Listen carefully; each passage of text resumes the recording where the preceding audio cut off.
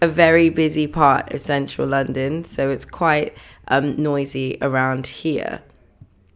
Okay, so I'm just going to get started. I'm talking about life and work after call to the bar. Now, I got called to the bar in December of 2019, and it was a beautiful day. I got called in the Middle Temple because Inner Temple was being renovated at the time, and my family came, and it was a beautiful day. And I remember getting struck with this feeling that this is really it. I'm taking that sort of step, that I have officially been called as a barrister, and now the next thing on the other side is obviously pupillage. I think the challenging thing with the bar journey, and for those who aren't familiar, the way that the bar works is that in England, you're not able to practice until you've completed pupillage. Now, pupillage itself is super competitive to get and very difficult. So you can find there being actually quite a few years in between getting called to the bar and actually starting to work as a barrister. So then that's what creates this sort of twilight zone called unregistered barrister. So you are a barrister, you've completed your academic qualifications, you've been called to the bar by your Inn of Court, but you're not a barrister legally, as in you cannot legally practice law. Now that's a really odd situation for someone to find themselves, and it's definitely been something that I have, been navigating and finding various degrees of comfortable. But overall, I think that although I'm applying for pupillage again, I'm not dissuaded. I'm not dissuaded from applying for pupillage. I'm not put off by the bar. I'm just figuring out ways to make the most out of this unregistered barrister phase that I'm in, and making sure that this time as an unregistered barrister is spent the best that it can be. There's been a lot of things that I've been doing and I've been focusing on, but the main thing is paralegal work. So I've been a paralegal pretty much since, I was a paralegal immediately after finishing the bar course. I've worked in 2 paralegal roles so far. The thing that I've found the most fascinating about working as a paralegal is that the things that you're relied upon to do aren't always glamorous. They're not, the sexy things that you imagine when you look at Suits, but they are really important and fundamental. And my experience as a paralegal has been on 2 different public inquiries. So there's a lot of document review. There's a lot of looking at things that may look boring on the face of it, but in reality, people later down the line are going to really rely upon those documents and need that work to have been done well. And the thing that paralegaling has given me is that getting used to doing the small things well. Because I think when it comes to bar school, when we're imagining ourselves as future barristers and we're going through the process, I think sometimes we can focus on the big picture. We think about barristers in their wigs and their gowns doing all of the big, amazing stuff. And we can sometimes forget that the little things are just as important. So making sure things are properly drafted, making sure your facts are correct, making sure you've got a timeline and a chronology of what you need to know and what you need to do. All of these things are fundamental. And paralegal work has been, like I said, it's been the thing I've spent most of the time doing, and it has really been instrumental for me. It's brought me sort of down, because I think when you saw yourself at bar school and getting called to the bar, it's almost like your bubble bursts. If you don't have a pupillage lined up straight after, it can very much feel like you're up here and then you feel deflated, because it's like, oh, but I'm not a barrister yet. What can I do? What's the point? But what paralegaling has given me, at least, is it's definitely given me the appreciation for how important it is that the small things get done well and the small things get done right.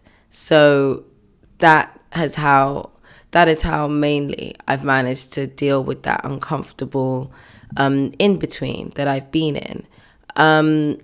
So being an unregistered barrister, there are various things that you can do and things that you can't do. My main thing that I would always want people to have a look at is the actual unregistered barrister guidance that the BSB have made available. So if, like me, you are a bar graduate and you want to figure out what you can do as an unregistered barrister, you should check this out. In a sense, essentially, or in a nutshell, you cannot complete any reserved legal activities. So whatever in law is considered to be a reserved legal activity, so that includes conducting litigation, that includes actually appearing before judges in certain sort of levels at court, in certain courts. Those things you just cannot do if you're not a fully qualified barrister. It's illegal, and you cannot hold yourself out as someone who can do that. So unregistered barrister is a slightly modern term.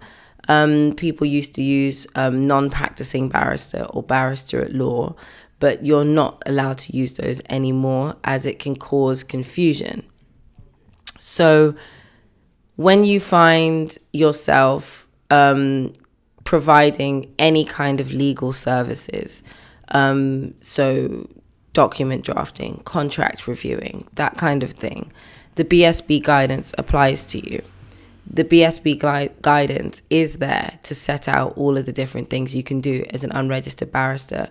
And to be honest, I found it quite helpful to read through that guidance and actually get a picture of what it was that I can do. And it inspired me, actually, because it made me realize that actually I do have a lot of skills that I can use right now.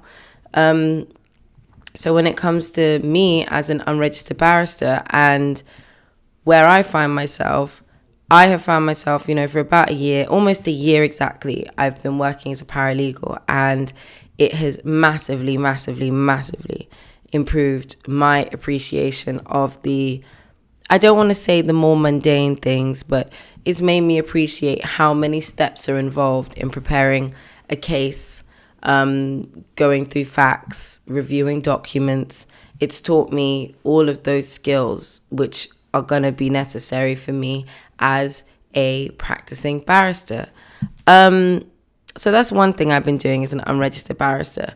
The other thing that I've sort of been doing as an unregistered barrister is working on, I don't want to call it my plan B, it's not my plan B, but I have been working on making sure that I'm a whole and complete person. And involved in that is me making sure that I keep up with my other passions and the other things that I'm skilled at and can make money with. The first and most obvious one for me is content. I am a content creator, which has worked out really well for me because it means that I'm able to have, a legal career that maybe is a bit longer, or not maybe, definitely is a bit longer to get started with. But I also have this other career as a creator, which I'm working on every single day and making strides in every single day. So I do believe that it is the case that having something that you are passionate about and are good at and can generate you revenue is something that is smart for unregistered barristers to do. I mean, the worst case scenario that you don't get a pupillage, it's a horrible scenario. A lot of people just apply over and over and over again until they get it. But for some people, they don't. And then they sort of say, well, I'm never going to get it. Let's say that worst case scenario happened to you. Then at least you have a different set of skills that you have been honing and have been preparing in order to equip you if things don't go your way. Liz has asked me, have I done your pupillage yet? No, I haven't. So being an unregistered barrister is the step before that you start pupillage. So I'm currently unregistered because I haven't started pupillage and I haven't been given either a provisional or a full practicing certificate, and therefore cannot hold myself out as a barrister. And that also goes for, pupils, because they're not yet barristers. They can't also hold themselves out as anything other than a pupil barrister when they're in the earliest stages. So, okay. I went over briefly the work I've been doing. I'll also explain how I got that work, because I know that it's really hard to find legal work. I used law agencies, and those law agencies have been what I've used to find different job opportunities in the legal sector. I am aware that with the pandemic, the COVID-19 pandemic, there is a lot less work going around for paralegals. So I am aware of that. And I know that people are feeling worried because they're not sure what they're going to do. But I mean, taking work that pays you, even if it's not strictly legal, isn't necessarily a bad thing. But it's important to always have the wider goal in mind. So I got lucky at the time that I was applying. I managed to get myself into a really good job.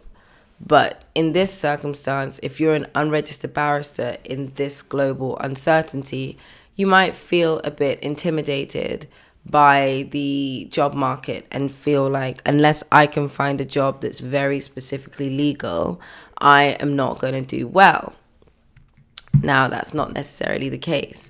I do want to just emphasize that this is a long process, and that's something I've said many times in different types of blog posts, videos, podcasts.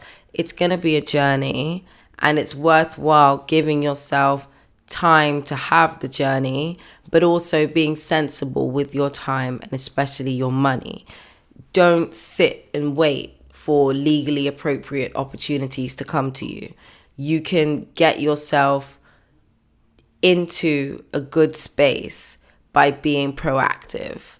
And so I would really say that law agencies, like I mentioned, that's the first way that I got my work, but there are other options too. And I would really recommend having a look at those. Holly's asked, the courts are so clogged at the moment. How do you think this will affect the legal system long term? Thank you for that question, Holly. I think that it's going to compound the problems that we already have. So there was already strain in the court system, particularly with the criminal courts, before the pandemic. And I think the pandemic has just layered on top to make a bad problem even worse. If you are interested in learning more about the sort of court system and how it works, there are many different criminal barristers talking about it. The Secret Barrister has a book that they've written. Alexandra Wilson has also got a book that's coming out, which talks about her experiences as a Black woman working in criminal law, which does touch upon the lack of infrastructure, the crumbling infrastructure of our court system. So in all, I would say that anything that happens with our court system in terms of being clogged and blocked up is making a bad problem even worse. And I think that there needs to be radical changes to rectify that problem. Whether or not we'll get those, I'm not sure. I just know there needs to be radical changes to rectify the problem. Okay, so I mentioned as well, for the interest of time, I have a meeting, but that's why this episode is going to be slightly shorter than I had originally anticipated. But I really want to have a conversation about Black Lives Matter at the bar. So the death of George Floyd 2 months ago, the death of Breonna Taylor, the death of Ahmaud Arbery, the death of countless Black men and women at the hands of police brutality, both in the United Kingdom and the United States, has brought Black Lives Matter sharply into focus, particularly in the workplace.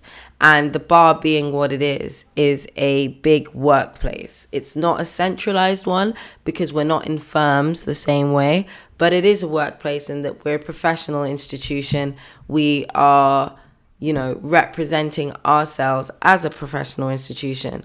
So with that in mind, I have found responses to Black Lives Matter at the bar, everything from a scale of a bit wanting in some areas, a little bit like lacking in substance. And then on the other hand, I've seen people take really decisive and proactive steps to try and rectify racial injustice and bias within the legal sector generally and specifically within the bar.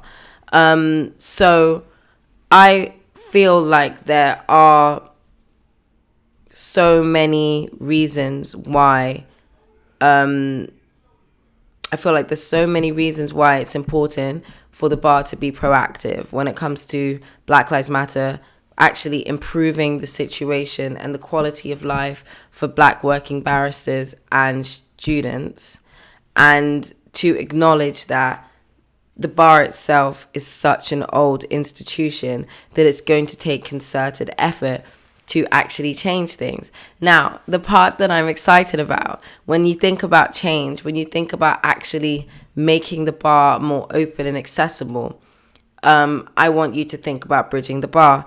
Bridging the Bar, just in a brief nutshell, is a charity aimed at targeting accessibility into the bar profession and widening it up and opening it up to all of the people who don't fit into the traditional mold of a barrister. I'm really proud because I'm on the committee, and I am just outstanded by the amount of work that has already gone into making this project happen. So if the answer to my previous question about do Black Lives Matter still matter at the bar, I would say that if chambers want to keep up the momentum, if individual barristers and Inns of Court want to pick up the momentum and create this change, then Bridging the Bar is really where you should go. I can't say too much about it because I'm joking. I'm not saying too much about it because we're going to have a formal launch, but I just want to shout out the entire team and just say that everything I stand for and everything I believe in is reflected in the mission statement of this charity. So I'm so happy to be involved and to actually be doing concrete things to try and change people's perceptions and understandings of the law. And so, yeah, I've been feeling very much like this has been a huge opportunity for me to be involved with something like this, and just to see that we're really gonna be instrumental in bringing change to the bar and making the bar genuinely more diverse and easy to access for people from everywhere. That makes me so proud, and I'm so grateful. I'm so grateful that I was given an opportunity to work with this team, because it has really inspired me and shown me the lengths that an idea can go, because this just started as an idea in my friend's mind, and now it's this huge thing. And we've got an organization, and our organization is actually going to be tackling these things that cause problems for Black and ethnic minority and non-traditional children from trying to access the bar profession. So yeah, that is how I am going about making sure that Black lives still matter at the bar. And I just feel like, to all of the people, individuals, chambers who are being proactive, who are saying, you know what, we don't think there's a problem, but that doesn't mean that there isn't one. I like those people. I like that that energy is there. And I think that's the energy that we are trying to feed off, and we're trying to also present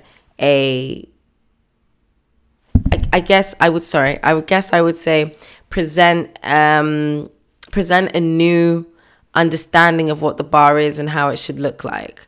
So that's the part that I'm really excited about being part of this project.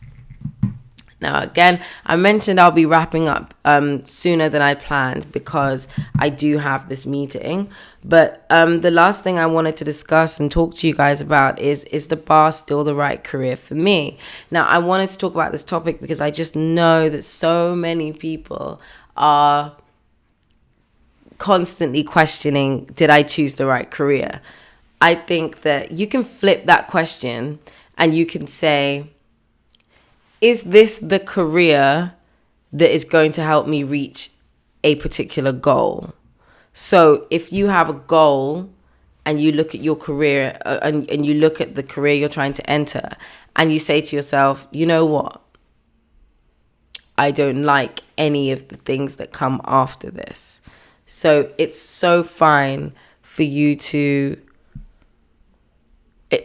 it's fine for you to keep yourself in a bit of a reserved place until such a time as you've understood that actually the bar is right for me because I want this out of it and I want that out of it and I want that out of it. Until you have experienced a lot of things, you're not going to be able to make an answer that makes, I don't know why I just lost all my words then, but you're not going to find the answer if you don't give yourself an opportunity to explore, to understand yourself, to push yourself to your limits, to see everything that you have to offer.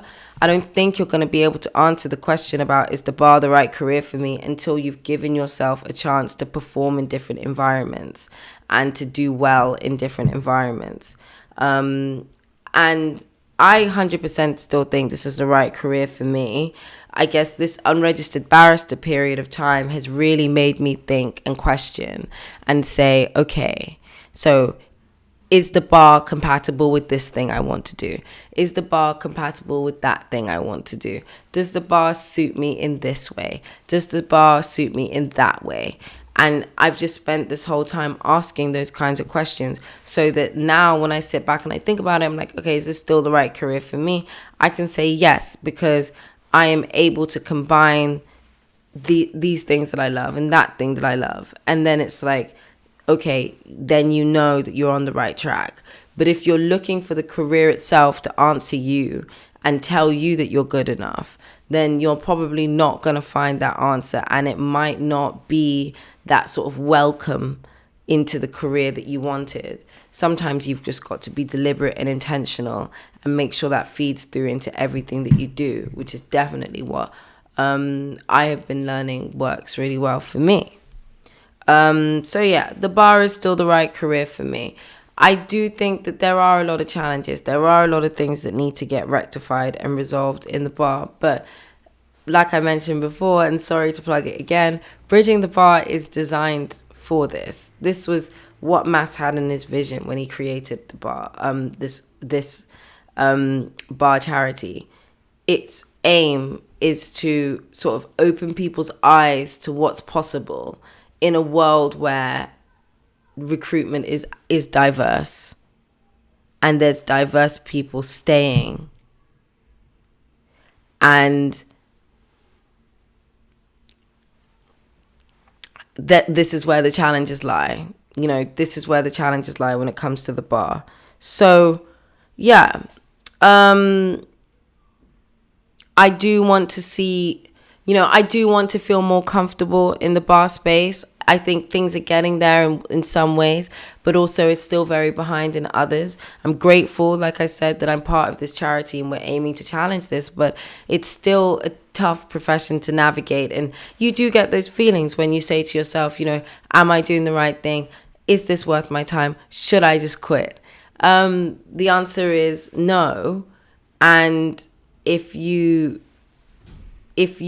are worried that you have made a mistake over your career, just remember that the bar isn't going anywhere and you've always got time to work yourself out before you come and jump headfirst into trying to get in.